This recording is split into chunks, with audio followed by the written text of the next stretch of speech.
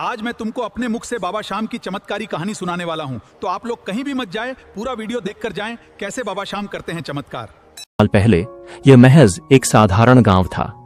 यहाँ के लोग खेती बाड़ी करते, अपने मवेशी चराते और जिंदगी की सामान्य दिनचर्या में व्यस्त रहते थे।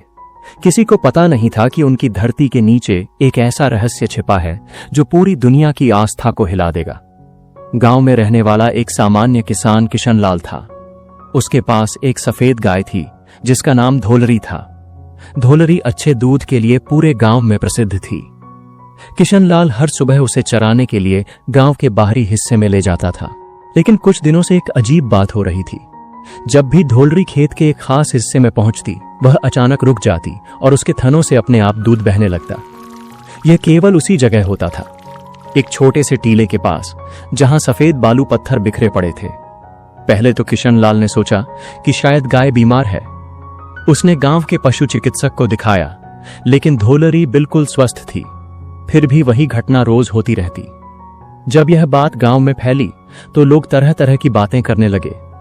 कुछ कहते थे कि यह कोई अशुभ संकेत है, कुछ कहते थे कि जमीन के नीचे कोई खजाना दबा है। लेकिन गांव की सबसे बुजुर्ग महिला 85 साल की दादी मां सुमित्रा देवी ने कुछ और ही कहा। जहां गाय यूं अपने आप दूध देती है, उन्होंने अपनी कांपती आवाज में कहा, वहां भगवान का कोई संकेत होता है। हमारे पुरखों ने कहा है कि जब धरती मां कुछ बताना चाहती है तो वह अपने निर्दोष प्राणियों के माध्यम से संदेश भेजती है। गांव के मुखिया राम सिंह चौहान ने सभी ग्रामीणों की एक सभा बुलाई। लंबी चर्चा के बाद तय हुआ कि उस जगह की खुदाई की जाए। यह निर्णय आसान नहीं था, क्योंकि अगर कुछ गलत हुआ तो पूरे गांव की बदनामी होती। लेकिन दादी मां सुमित्रा देवी के आग्रह पर और धोलरी के लगातार चमत्कार को देखते हुए गांव के युवाओं ने खुदाई शुरू की। पहले दिन केवल मिट्टी और पत्थर निकले। दूसरे दिन भी कुछ खास नहीं मिला। कुछ लोग हतोत्साहित होने लगे और कहने लगे कि यह व्यर्थ का प्रयास है। तीसरे दिन जब सूरज आसमान के मध्य में था, अचानक किशन लाल की कुदाली कुछ कठोर चीज से टकराई। जैसे ही उन्होंने मिट्टी साफ की, वहां काले पत्थर की एक आकृति दिखाई दी। जब पूरी तरह साफ किया गया तो सबके सामने एक अद्भुत दृश्य था। एक मानव सिर की आकृति जो पत्थर से बनी लगती थी, लेकिन उसमें एक अजीब सी दिव्यता थी। सिर के चेहरे पर एक शांत मुस्कान थी। आंखें बंद थीं, मगर ऐसा लगता था मानो वह देख रहे हों। माथे पर तिलक के निशान थे और पूरी मूर्ति से एक अलौकिक तेज निकल रहा था। यह देखते ही पूरे गांव में हलचल मच गई। बुजुर्ग महिलाएं खुशी के आंसू रोने लगीं। बच्चे डर और जिज्ञासा से देखने लगे। पुरुष श्रद्धा से सिर झुकाने लगे। दादी मां सुमित्रा देवी ने कहा, मैंने अपने दादाजी से सुना था कि युगों पहले यहां कोई महान आत्मा दफन की गई थी। आज वह प्रकट हुई है। यह कोई साधारण मूर्ति नहीं, यह किसी देवता का अवतार है। गांव के पंडित जी को बुलाया गया। उन्होंने मूर्ति को देखते ही कहा कि यह अवश्य ही किसी दिव्य शक्ति का प्रतीक है। उन्होंने मूर्ति को धूप दीप से पूजा की और कई दिनों तक नित्य आराधना करते रहे। 7वें दिन की रात खाटू के तत्कालीन राजा रूप सिंह चौहान को एक स्वप्न आया। स्वप्न में एक तेजस्वी पुरुष ने उनसे कहा, राजन, मैं हूं बर्बरीक, जिसे लोग अब श्याम के नाम से जानेंगे। महाभारत काल में मैंने अपने प्राणों की आहुति दी थी धर्म की रक्षा के लिए। श्री कृष्ण ने मुझे वरदान दिया था कि कलयुग में मैं उनके नाम से पूजा जाऊंगा। आज वह समय आया है। मेरे लिए एक भव्य मंदिर का निर्माण करो। मैं यहां हारे हुओं का सहारा बनूंगा। राजा रूप सिंह चौहान ने तुरंत मंदिर के निर्माण का आदेश दिया।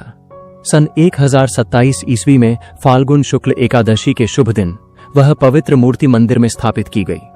गांव के लोग नहीं जानते थे कि यह सिर महाभारत के उस वीर योद्धा का था, जिसने युद्ध में भाग न लेकर भी पूरे युद्ध को प्रभावित किया था, जिसकी वीरता, त्याग और न्यायप्रियता की कहानी आज भी अनकही है। समय की गहराई में जाकर हमें पहुंचना होगा महाभारत काल में।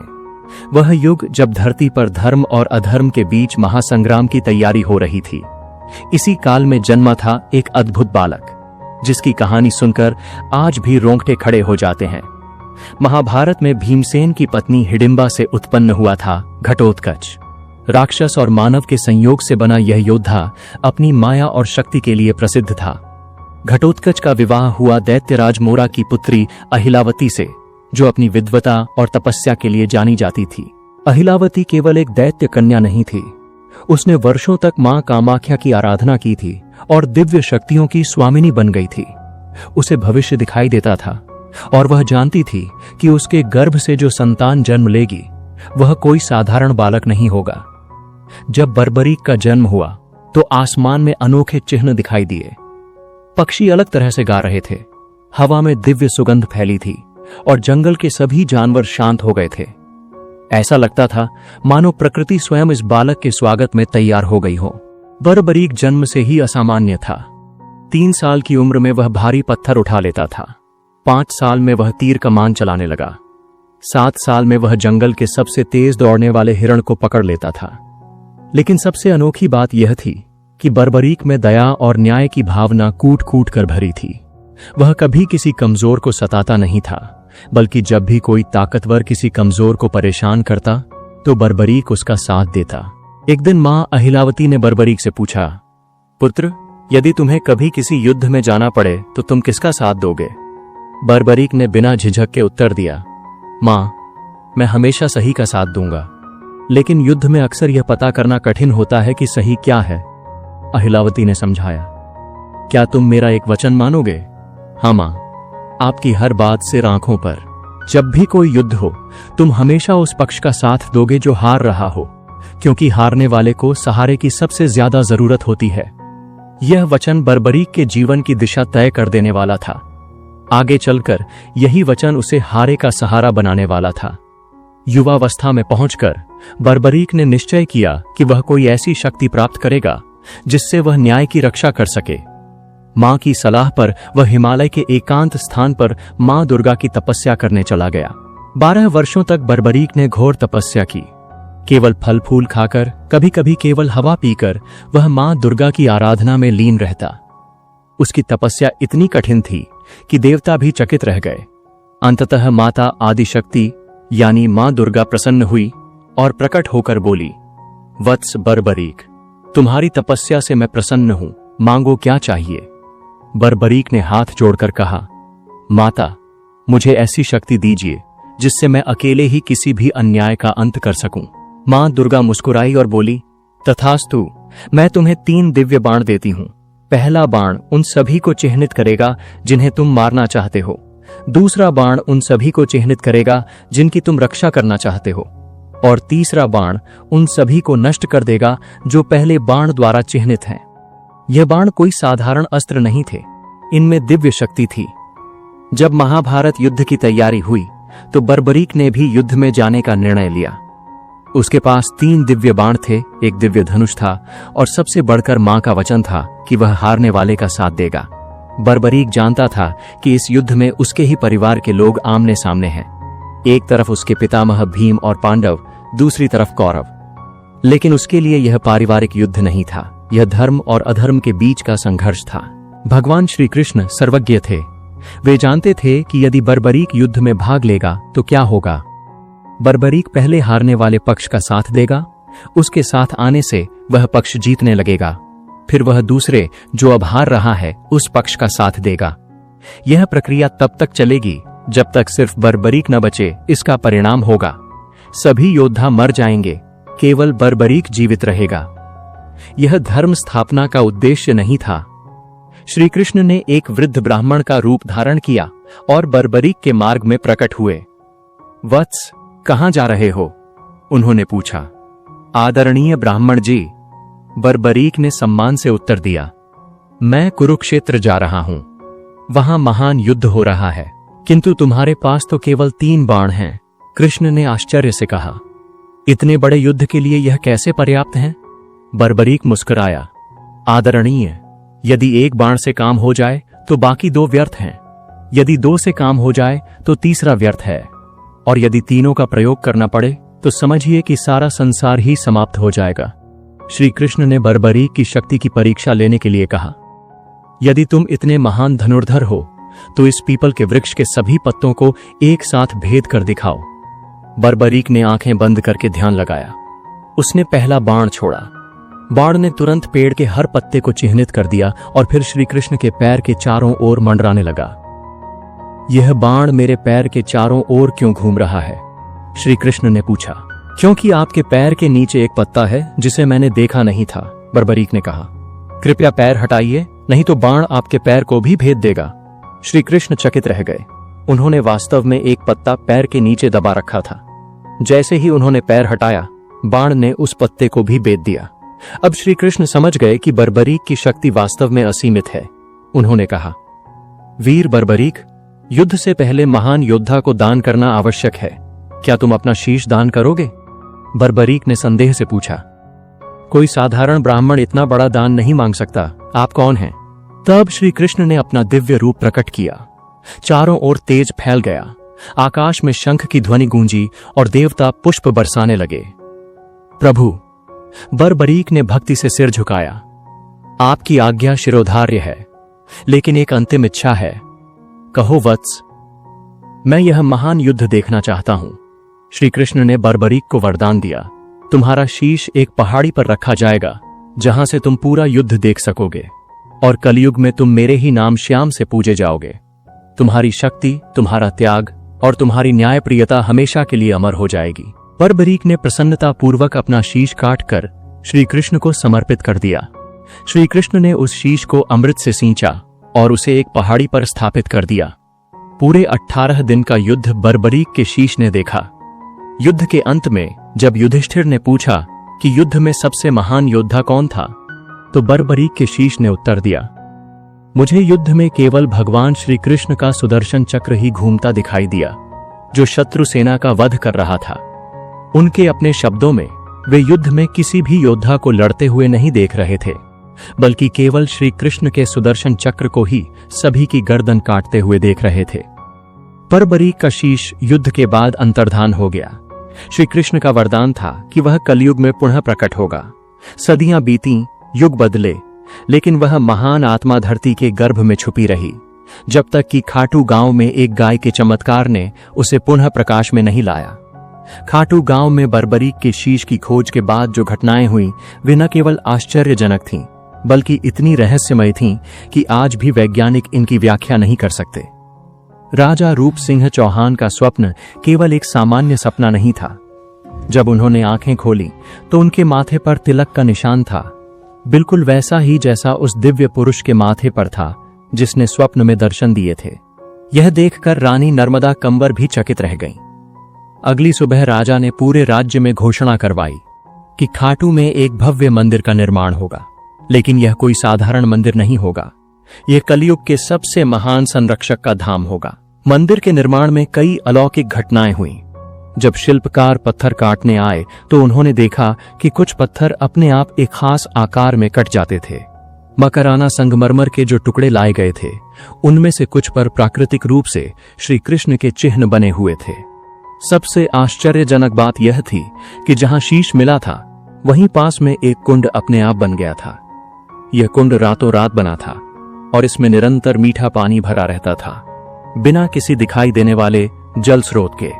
यह कुंड कभी सूखता नहीं, चाहे कितना भी भयानक अकाल हो। इसका पानी हमेशा मीठा और ठंडा रहता है। इस कुंड का भौगर्भिक सर्वेक्षण करने पर कोई भी भूमिगत जल स्रोत नहीं मिला, फिर भी यहाँ निरंतर पानी आता रहता है। इस पानी में ऐसे खनिज तत्व मिलते हैं जो आसपास के किसी भी पानी में नहीं मिलते। सैकड़ों साल पुराने इस कुंड का पानी हमेशा शुद्ध रहता है, कभी कोई बीमारी नहीं फैलती। श्याम कुंड के आधुनिक चमत्कार। प्रिया शर्मा की कहानी। प्रिया को ब्लड कैंसर था। डॉक्टरों ने हार मान ली थी। उसके परिवार ने अंतिम उम्मीद के रूप में श्याम कुंड में स्नान कराया। 3 महीने बाद जांच में पाया गया कि कैंसर के सारे सेल्स गायब हो गए हैं। डॉक्टर इसे मेडिकल मिरेकल कहते हैं। बीकानेर के एक व्यापारी रामदेव जी को कोढ़ की बीमारी थी। जब उन्होंने श्याम कुंड में स्नान किया तो 3 दिन में उनकी बीमारी पूरी तरह ठीक हो गई। यह घटना इतनी प्रसिद्ध हुई कि दूर दूर से लोग यहां आने लगे। अजमेर की गंगा देवी के पैर में लकवा था। 15 साल से वह नहीं चल सकती थी। श्याम कुंड में स्नान के बाद वह न केवल चल सकीं, बल्कि दौड़ भी सकीं। 1679 ईस्वी में मुगल सम्राट औरंगजेब ने राजस्थान के मंदिरों को नष्ट करने का अभियान चलाया। उसकी सेना खाटू भी पहुंची। मुख्य मंदिर पर हमला करने से पहले सैनिकों ने पास के गौरी शंकर मंदिर पर आक्रमण किया। यहां एक प्राचीन शिवलिंग स्थापित था। जब सैनिकों ने भालों से शिवलिंग पर प्रहार किया तो अचानक शिवलिंग से रक्त की धारा बहने लगी। ये देखकर सैनिक भयभीत हो गए। कुछ सैनिकों के हाथ अचानक सुन्न हो गए, कुछ की आवाज चली गई। डरे हुए सैनिक वहां से भाग खड़े हुए और फिर कभी वापस नहीं आए। 1857 के विद्रोह के समय, जब अंग्रेजों और स्थानीय राजाओं के बीच संघर्ष चल रहा था, खाटू मंदिर पूरी तरह सुरक्षित रहा। कहते हैं कि जो भी मंदिर को नुकसान पहुंचाने की सोचता था, वह रहस्यमय रूप से बीमार हो जाता था। 1947 में भारत पाकिस्तान बंटवारे के दौरान जब चारों ओर दंगे हो रहे थे, खाटू में पूरी शांति रही। 1971 में जब राजस्थान में भीषण बाढ़ आई तो चारों ओर पानी ही पानी था, लेकिन मंदिर परिसर में एक बूंद पानी नहीं घुसा। श्याम कुंड का पानी भी बिल्कुल साफ रहा। खाटू श्याम मंदिर की सबसे बड़ी विशेषता यह नहीं है कि यह कितना सुंदर है या कितना पुराना है। इसकी सबसे बड़ी विशेषता है यहां आने वाले भक्तों के जीवन में होने वाले चमत्कार। दिल्ली की सुनीता देवी को डॉक्टरों ने कहा था कि वह कभी मां नहीं बन सकती। 15 साल की शादी के बाद भी कोई संतान नहीं हुई थी। सास ससुर का ताना, पति का गुस्सा और समाज का तिरस्कार, सब कुछ झेलते झेलते वह टूट गई थी। एक बार उसकी सहेली ने उसे श्याम बाबा के बारे में बताया। सुनीता ने सोचा कि अब तो सब कुछ आजमा चुकी है, एक बार यहां भी चलकर देख लेती है। जब सुनीता खाटू पहुंची तो उसके सामने एक अनोखा दृश्य था। एक औरत अपने नवजात बच्चे को लेकर श्याम बाबा के सामने खड़ी थी और कह रही थी, बाबा, आपने मुझे यह संतान दी है, इसे आपका आशीर्वाद हमेशा मिलता रहे। सुनीता को लगा जैसे यह दृश्य सीधे उसके दिल पर चोट कर रहा हो। उसकी आंखों से आंसू बहने लगे। उसने श्याम बाबा से प्रार्थना की, बाबा, मुझे भी मां बनने का सुख दो, मैं आपका सबसे बड़ा निशान लेकर आऊंगी। 3 महीने बाद सुनीता गर्भवती हुई। 9 महीने बाद उसका एक सुंदर बेटा हुआ। जब बच्चा 6 महीने का हुआ तो सुनीता ने वादे के अनुसार 21 फुट का निशान लेकर पैदल यात्रा की। सुनीता के अब 3 बच्चे हैं। वह हर साल निशान यात्रा करती है और अन्य निःसंतान महिलाओं को प्रेरणा देती है। राकेश अग्रवाल जयपुर का एक छोटा व्यापारी था। उसकी कपड़े की दुकान में बहुत कम ग्राहक आते थे। उस पर 5 लाख रुपए का कर्ज हो गया था। साहूकार परेशान कर रहे थे, दुकान बंद करने की नौबत आ गई थी। राकेश की मां ने कहा, बेटा, एक बार श्याम बाबा के दर्शन करके आ, हमारे परिवार में सभी का भला हुआ है वहां जाने से। राकेश ने सोचा कि अब तो सब कुछ गया ही समझो, एक बार कोशिश करके देख लेते हैं। उसने निशान बनवाया और पैदल यात्रा की।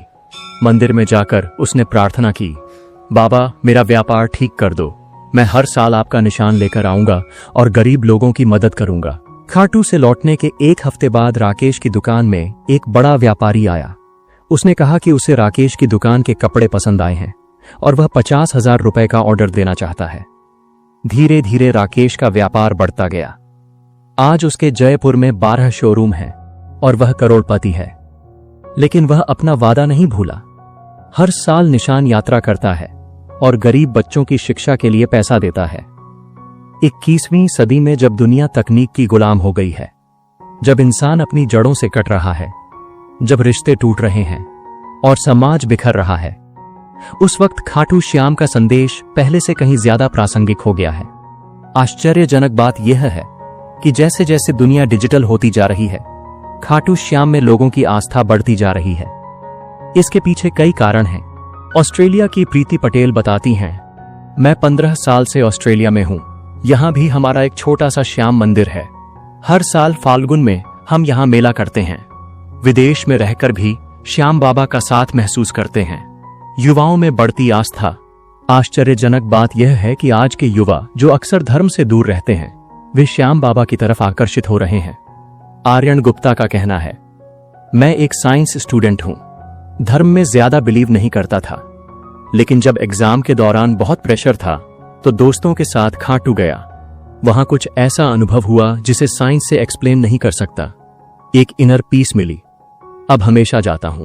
निशान यात्रा केवल एक परंपरा नहीं, यह श्रद्धा की जीवंत अभिव्यक्ति है। यह यात्रा रीनगस से शुरू होकर खाटू तक 18 किलोमीटर की है, लेकिन इसमें छुपी है हजारों किलोमीटर की आंतरिक यात्रा। निशान यानी ध्वज की शुरुआत 12वीं सदी में हुई, जब एक गरीब किसान मुरली ने अपनी बीमार बेटी के लिए मन्नत मांगी। उसके पास चढ़ावे के लिए कुछ नहीं था सिवाय अपनी पगड़ी के कपड़े के। उसने उसी कपड़े से एक छोटा झंडा बनाया और श्याम बाबा को चढ़ाया। उसकी बेटी ठीक हो गई। तब से निशान चढ़ाने की परंपरा शुरू हुई। श्याम बाबा का मुख्य संदेश, हारे हुए को कभी हारा न समझें, सेवा ही सबसे बड़ा धर्म है, विश्वास पहाड़ हिला सकता है, सच्चा त्याग कभी व्यर्थ नहीं जाता। यही है श्याम बाबा की असली शक्ति। वे हर युग में, हर काल में, हर परिस्थिति में हारे का सहारा बनते हैं। दोस्तों, अगर आपको ये वीडियो अच्छी लगी हो तो एक छोटा सा लाइक जरूर करें और हमारे चैनल को अब तक सब्सक्राइब नहीं किया है तो आज ही कर लें, ताकि हर नए चमत्कार से आप जुड़े रहें। और कमेंट